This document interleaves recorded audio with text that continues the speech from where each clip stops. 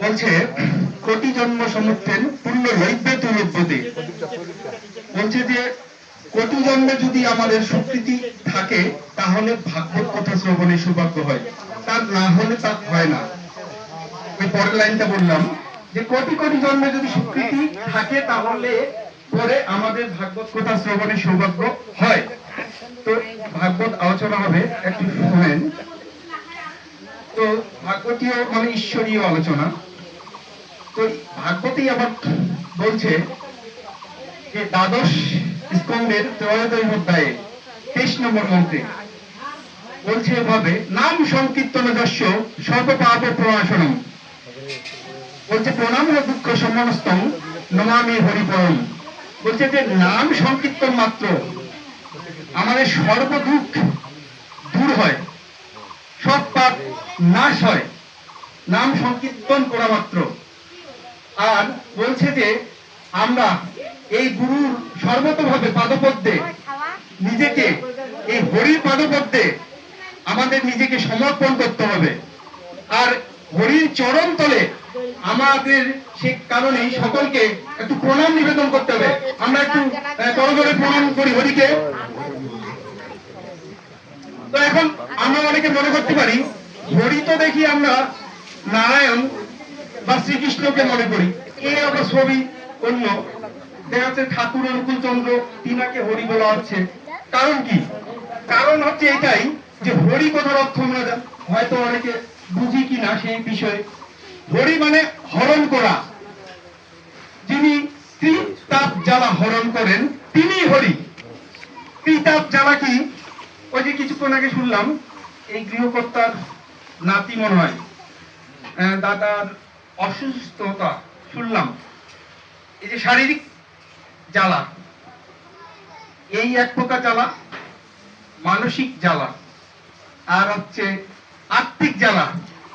এই ত্রিতাপ জ্বালা যিনি হরণ করেন তিনি হরি।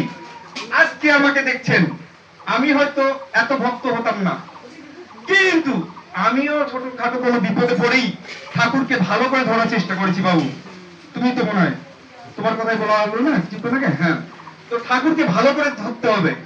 একটা গল্প বলি, বিশ্বাসের গল্প, ভক্তির গল্প। ঠাকুর নিজে মুখে বলছে, কোথায় বলছে? আলোচনা প্রসঙ্গের 143 পৃষ্ঠায়, দ্বাদশ খণ্ডের 143 পৃষ্ঠায় ঠাকুর নিজে মুখে ভক্তদেরকে উদ্দেশ্যে গল্পটা বলছে।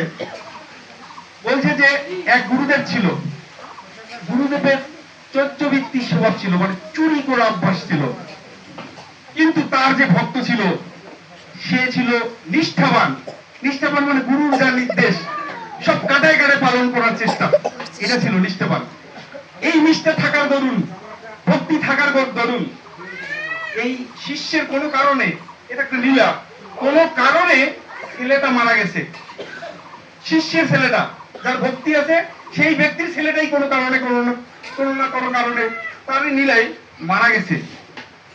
ওই গুরুর প্রতি অগাধ ভক্তি বিশ্বাস থাকার দরুন সে ভাবলো যে আমার গুরুর চরণ ধোয়া জল আমার ছেলের গায়ে ছিটাই নেই, ঠাকুরের বলা গল্প। তো সে কি করলো? চরণ ধুয়ে ওই জলটা সন্তানের গায়ে ছিটে দিল। আর দেয়া মাত্র তার সন্তান মানে গা নড়াচড়া করতে ধরলো। কিছুক্ষণ পরে সে কথা বলতে শুরু করলো, বাবা বলতেছে। হ্যাঁ, এইভাবে সে জীবিত হলো।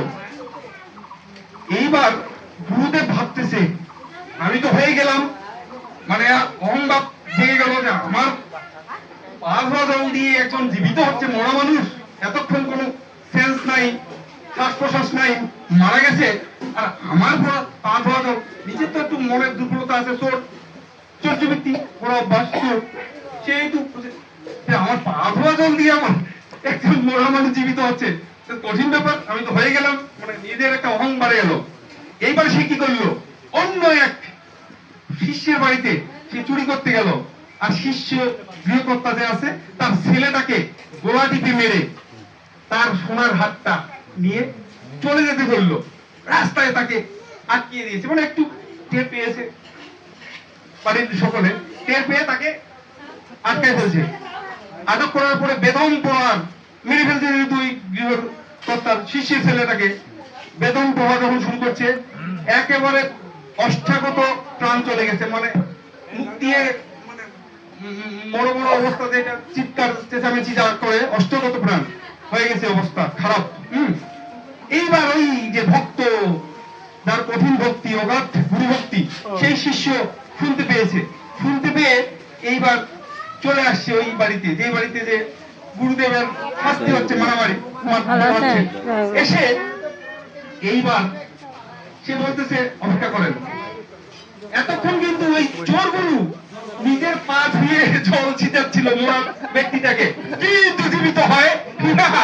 সেইবার ওই শিষ্য ভক্ত, যার ভক্তি অভাব, ওই ভক্ত শিষ্য এসে ওই গুরুর, চোর গুরুর পা ধোয়া জল দিয়ে ওই ছিটাই দিল।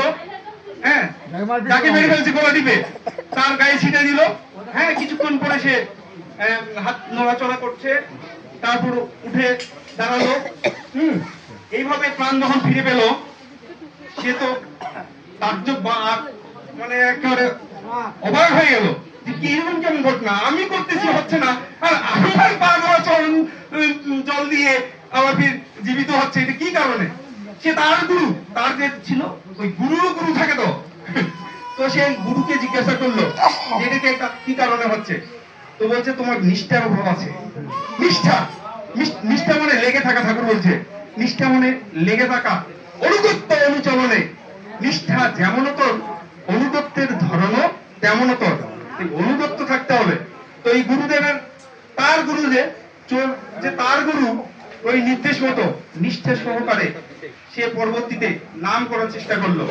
পরবর্তী ওই চোর গুরুরও মুক্তি লাভ হলো ওই বিশ্বাসের দরুন, ভক্তির দরুন। তো শুধু ভক্তি স্বজন দাদা মায়েরা, আমাদের প্রতিপদ থেকে এইরকম নিষ্ঠ প্রাণ হতে হবে, ভক্তি থাকতে হবে। ঠাকুর